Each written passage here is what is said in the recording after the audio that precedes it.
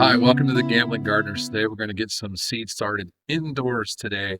We're going to finish, we're on round two, so we're going to get a lot of stuff going today, and Ron is going to go through that list. Yeah, so it's February. We're getting very excited about getting outdoors. So we're starting our outdoors indoors. We did this a couple weeks ago with our first round. We're going to do a little follow up on those veggies, but we're also going to talk about the veggies we're planting today, starting with our lettuces. We've got spinach, arugula, and an Italian blend. And then we're going to be planting some herbs. We've got sage, parsley, and some summer savory, which is new to our garden. We've never planted that before, so that'll be exciting. And then we've also got some flowers that we're going to be starting, and that's zinnias, four o'clocks, and coneflower or echinacea. We'll also be planting some hot peppers, and that's going to be jalapenos and Tabascos, and we might do some hot poblano and hot bananas.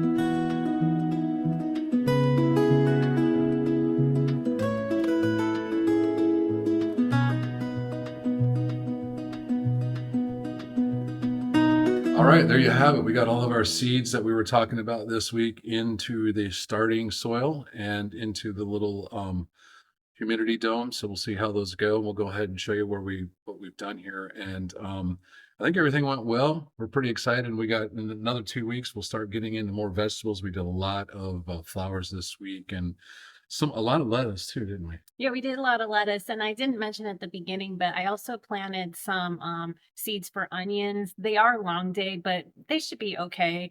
And then also, I wanted to give you an update on the pepper seeds that are in the Ziploc bags. The ones for the sweet peppers, they didn't germinate, but I gave them one more spin. So I'm going to try it again. And that's how I'm starting my hot peppers as well as in the Ziploc bag. So we'll see how that goes. Hopefully it works. And then another thing about the lights, I'm going to show you here in a minute. I don't want to turn them on now because it'll kind of wash out the camera. But um, on the one shelf over here, over my shoulder, we have single lights on them. And I noticed that it's really not good coverage. I would recommend on the other shelf where we put our plants today that you would do two lights or get a larger light to cover that area because there's a lot of like areas where it's kind of dead light, and the single light doesn't do a very good job if you have multiple trays in there. So I'm going to show you that here in a minute. And the other thing that I wanted to mention is last week we did not our cauliflower didn't quite make it. It didn't, germinate. So we tried it again this week, or this planting. And also we got a lot of algae kind of growing on top of it. So we're going to adjust our humidity domes. I think we had a little bit too much moisture in there. This is all a learning process. So we'll see how it goes this week, and we'll go from there. All right, as you can see, we got these our plants in here that we did today. We got 8, and then we also have these 2 onions that we did down here. But you can see there's 2 lights in here. They just have a way better coverage when you have multiple rows of plants here in these starter seeds. And then I'll take you over here to the other side and show you that, you just get better light. And we're going to lower these lights to get them down to where they need to be. They're a little bit high. They should only be a couple inches above these right here. I had these set for last year. So again, that is one of the things that we did wrong. Talking about that is you can see how high these are. Well, they're supposed to be down here. So the whole time I had them up here, our plants got really leggy. So that's something we've learned from this year, is to get these down. So that's something I'm going to do today to make sure we get those down lower. And then we have our transplants down here. We transplanted some stuff. I think we have some celery in here that we transplanted. So we're hoping those will come through. And I know it looks little, but we wanted to get them out of the humidity domes and get them transplanted and stuff. And that's one of the things they say about, everybody, the thing about possibly how you're planting your seeds when you start, maybe putting in them a larger pot to start with. That way you're not transplanting. But it takes up a lot of space if you're using bigger pots. I mean, a good example is this is our transplant stuff right here. You can see how much more space it takes up. So you would have a lot less plants that you could get started here if you use these. That's just my opinion. It's not that big of a deal to go ahead and transplant them. So you can see we got these in here. They're looking pretty good. We got some oregano and some broccoli and cabbage that germinated nicely for us last. And you can see, so I moved these 2 lights. I took one from down at the bottom, and then you can see our peppers that we have down here to try to get started. We're using the paper towel method to see if we can get these going. We didn't have much luck last week, so we went ahead, or last 2 weeks, went ahead and started them again. So we'll see what happens there. And then up here, you can see I just got this one light here, and it just, if you got plants over here, you can see that you're just getting a dead spot of light. So, but with that said, we'll get it going again next week, and we hope you enjoyed this, and we're looking forward to getting out there. So what's exciting about the next time we get together, we're actually going to be putting some stuff in the ground next time, right? We got a lot of root vegetables we're going to be planting: beets, radish, and then I have some onion sets on order, so those will go directly in the ground. But things like that, and maybe some of our transplants might be able to go in. I'm not quite sure, but we'll check it out and let you know. Yeah, so it's going to be exciting next episode. Make sure you tune in, because we can finally get outside.